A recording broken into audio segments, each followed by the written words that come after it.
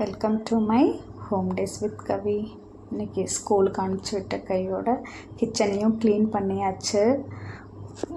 ஒரு பெரிய பாத்திரம் மட்டும் இருக்குது, அதை கொஞ்சம் ஊற விடணும். சரி, அதை அப்புறம் தேய்ச்சிக்கலாம் அப்படின்ட்டு கவுண்டர் டாப்பெல்லாம் க்ளீன் பண்ணிகிட்ருக்கேன். ஆல்மோஸ்ட் கிச்சன் ஒர்க்கு முடிஞ்சதுங்க. முடிச்சுட்டு இன்றைக்கி அடுத்த டார்கெட் வந்து நம்ம பூஜா ரூம் க்ளீன் பண்ணுறது தான். யார் யாரெல்லாம் சரஸ்வதி பூஜை ஆயுத பூஜைக்கு வீடெல்லாம் ஆல்ரெடி க்ளீன் பண்ணிட்டீங்க, இல்லை இனிமேட்டு தான் ஒவ்வொன்றா ஸ்டார்ட் பண்ண போகிறீங்க அப்படின்றத கமெண்ட்டில் சொல்லுங்கள். நான் கிச்சனில் பாதி ஒர்க் ஆல்ரெடி டைல்ஸ் எல்லாம் க்ளீன் பண்ணியாச்சு. கபோர்ட் ஒர்க்கும் கிச்சனில் ஒரு கிளாஸ் டாப் இருக்குது, அதுவும் மட்டும் க்ளீன் பண்ண வேண்டியது இருக்குது. சரி, கிச்சனை க்ளீன் பண்ணி முடிச்சுட்டு ஒரு டம்ளர் காஃபி போட்டு குடிக்கணும். என்ன தான் வீட்டில் முளைக்கட்டின சத்து மாவு, கஞ்சி மாவு அப்படின்னு அரைச்சி வச்சுருந்தாலும் இன்றைக்கி ஒரு வேலையை பர்டிகுலராக அதுவும் இந்த வேலையை செய்யணும்னு முடிவு பண்ணினதுக்கப்புறம் ஒரு டம்ளர் காஃபி அல்லது டீ போட்டு குடித்தாதாங்க வேலையவே சுறுசுறுப்பாக செய்கிற மாதிரி இருக்குது. எனக்கு மட்டும்தான் இப்படியா, இல்லை எல்லோரும் இப்படி தானான்றதையும் கமெண்ட்டில் சொல்லுங்கள். இது இன்ஸ்டன்ட் காஃபி பவுடர் தான், சன்ரைஸு. நைட்டு பையன் ஒரு பேக்கெட் உடச்சி போட்டு குடிச்சிட்டு மீதி அப்படியே வச்சுட்டான். பார்த்திங்கன்னா அது அப்படியே நல்லா கட்டி மாதிரி ஆயிடுச்சு. ஏசஸ் பாட்டில்லையே வாங்கி வச்சுக்க வேண்டியது தானேன்னு கேட்பீங்க. இல்லைங்க, பாட்டிலில் வாங்கி வச்சா அவன் நைட்டில் படிக்கிறதுக்காக போட்டு குடிக்கிறான். என்ன பண்ணாலும் நல்லா க்ளோஸ் பண்ணாமல் விட்டுறான். அது பாட்டிலில் இருக்கிறதே வந்து அப்படியே கட்டி ஆயிடுது. இன்னொன்று என்னென்னா, அவனுக்கு போட்டு வச்சு ஃப்ளாஸ்கில் ஊற்றி வச்சாலும் அவனுக்கு வந்து அப்படி குடிக்கிறதுக்கு பிடிக்க மாட்டேங்குது. ஏதோ ரொம்ப சலசலன்னு இருக்கிற மாதிரி இருக்குது அப்படின்னு ஃபீல் பண்ணுறான். அதனால் காஃபி அவனே போட்டு குடிச்சுக்குவான். அவனுக்காக வாங்கினது தான் இது.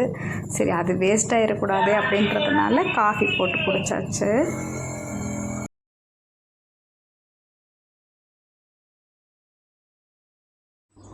நான் வாய்ஸ் ஓவர் கொடுக்கும்போதே ரோட்டில் வீட்டு பக்கத்தில் இளநிக்கார் பயங்கர சவுண்டு. சரி, பரவாயில்ல, எல்லாம் நேச்சுராக இருக்கட்டுமே அப்படின்னு சொல்லிட்டு தான் நான் வால்யூம் கம்மி பண்ணலை. ஒரு சின்ன டம்ளர் அளவு தாங்க குடிக்கிறேன். ஏன்னா ஆல்ரெடி அசிடிட்டி இப்போ தான் கொஞ்சம் ரிலீஃப் ஆகிருக்கு. அதனால் கொஞ்சம் கம்மியாகவே எடுத்துக்கிறது. அதால் இது இல்லைன்னாலும் வேலை பார்க்குறதுனால எடுத்து போட்டு குடிக்கிறோமா என்னன்னு தெரில. ஓகே, அடுத்து நம்மளோட க்ளீனிங் ஒர்க்கை ஸ்டார்ட் பண்ணுவோமா?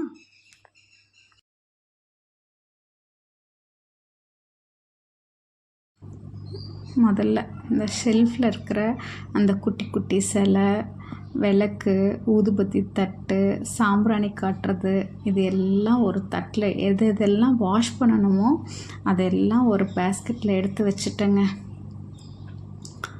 எடுத்து வச்சுட்டு ஃபோட்டோஸ் எல்லாம் எடுத்து ஒரு டீப்பாய் மேலே வச்சுட்டேன். சாமி ஃபோட்டோலாம் கீழே நான் வைக்கிறது இல்லை, அதனால் டீப்பாய் மேலே எடுத்து வச்சுட்டு ஃபுல்லாக மேலேருந்து டஸ்டிங் பண்ணி விட்டேங்க. எங்களது ரூஃப் கொஞ்சம் ஹைட்டாக தான் இருக்கும், அதனால் மேலேருந்து ஃபுல்லாக டஸ்டிங் பண்ணிவிட்டு ஸ்ப்ரே பாட்டிலில் வந்து என்னென்னா நல்லா சுடு தண்ணி, சோடா மண், துவைக்கிற சோடா மண் இருக்குல்ல, அது கொஞ்சம், டிஷ்வாஷ் லிக்விடு கொஞ்சம், ஷாம்பு அல்லது டிட்டர்ஜென்ட் லிக்விட், இந்த 3 கலந்து மேலேருந்து ஸ்ப்ரே பண்ணேங்க.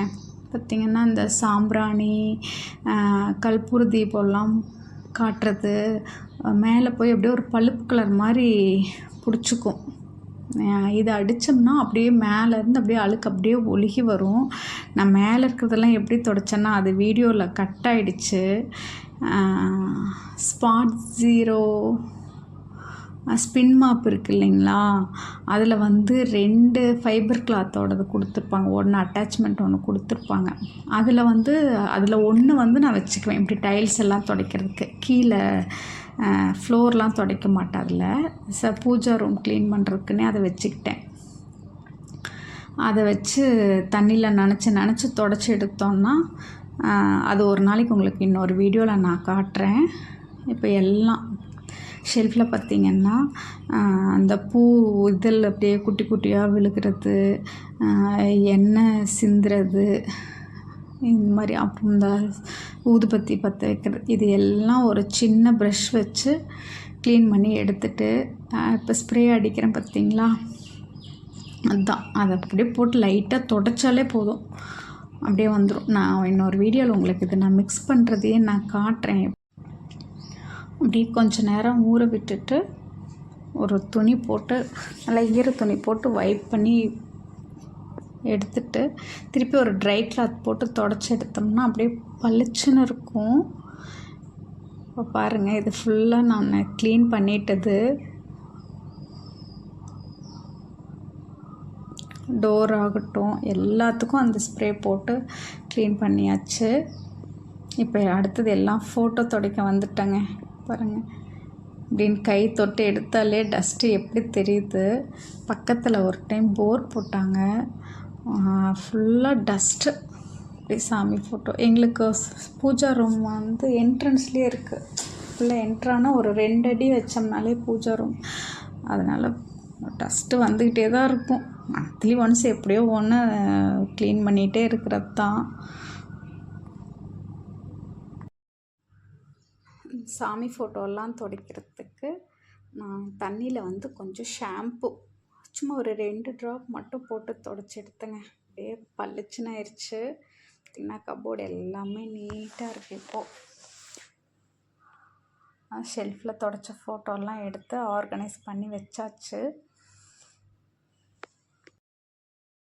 பூஜா ரூம் கொஞ்சம் சின்னதுன்றதுனால கொஞ்சம் வீடியோ எடுக்கிறதுக்கு கஷ்டமாக இருக்குது.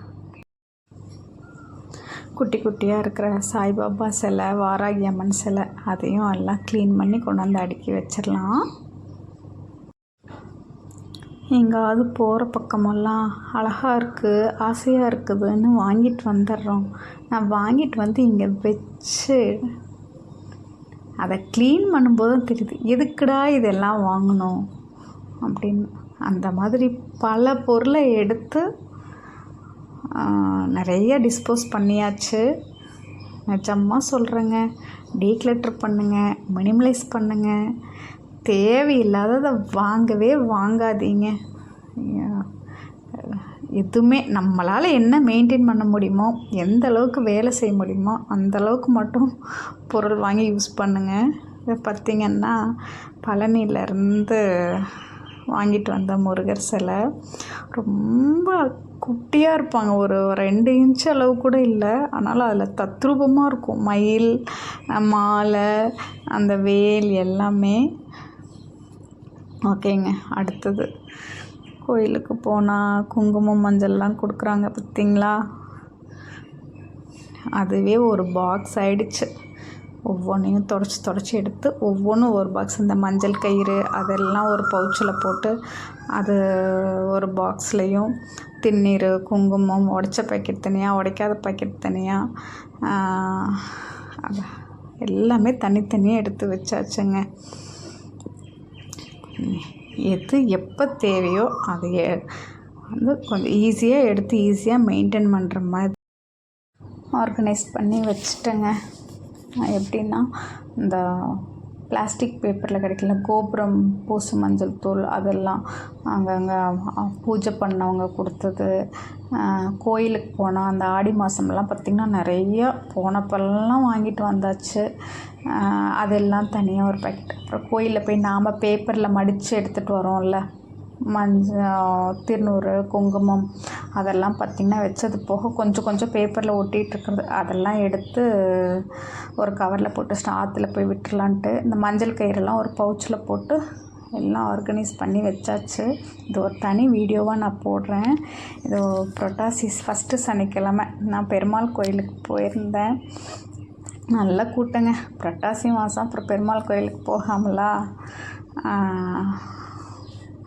கோயிலுக்கு போய் சாமி ஃபஸ்ட்டு பிரகாரத்துலேயே ஃபஸ்ட்டு சாமி கும்பிட்லான்னு சொல்லிட்டு துளசியை தட்டில் வச்சுட்டு கையெடுத்து சாமி கும்பிட்றேன். பக்கத்தில் ஒரு தாத்தா என்னை இப்படி ஏமாற்றிட்டானே, நீ அவனை இந்த ஊர்லேயே இருக்க விடக்கூடாது, நீ அதுக்கு தக்க தண்டனை கொடுக்கணும் அப்படின்னு சொல்லி ரொம்ப மனசு கஷ்டப்பட்டு மைண்ட் வாய்ஸு நினச்சிட்டு அவரோட ஆதங்கத்தை வாய் வழியாகவே சொல்லிகிட்டு இருந்தாருங்க.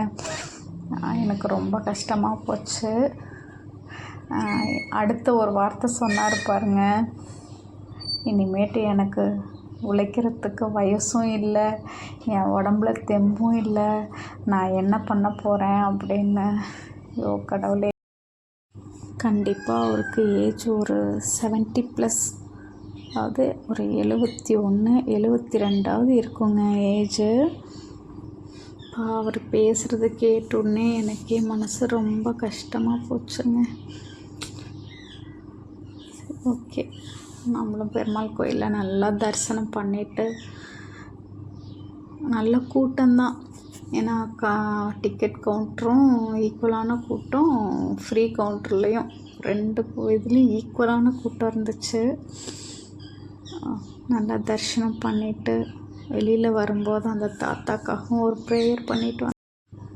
என்னென்னா ஆஃப்டர் 70நாலே நம்ம ஒருத்தங்களை டிபெண்ட் பண்ணி இருக்க வேண்டிய வயசில் இருக்கிறதையும் இழந்துட்டோமே அப்படின்னு நினைக்கும்போது அவருக்கு எவ்வளோ கஷ்டமாக இருந்திருக்கும்ல. எப்படியோ அவரோட ஆத்ம திருப்திக்காகவாவது அவர் என்ன இழந்தாரோ அது திருப்பி அவர் வேற ஒரு ரூபத்துலையாவது அவருக்கு கிடைச்சிடணும். அதுக்கு இந்த யூனிவர்ஸ் தான் எல்லாம் பண்ணணும். அப்படியே சாமி கும்பிட்டுட்டு திரும்பும்போது இந்த பூக்கூடையை கொண்டு போய் அந்த டேபிள் மேலே வச்சுருங்கன்னு சொல்லி சொன்னாங்க. நம்மளும் அங்கே வச்சுட்டு அழகான ஒரு தாமரைப்பூ கிடச்சிது. அதுவும் எடுத்துகிட்டு அப்படியே வெளியில் வந்து பிரசாதம் சுற்றி பிரகாரம் மகாலட்சுமி அம்மன் அவங்க எல்லாத்தையும் குட்டி குட்டி இருக்குது, ஆஞ்சநேயர் இதெல்லாம் கும்பிட்டுட்டு வெளியில் வரும்போது பிரசாதமும் வாங்கிட்டு வந்தாச்சு.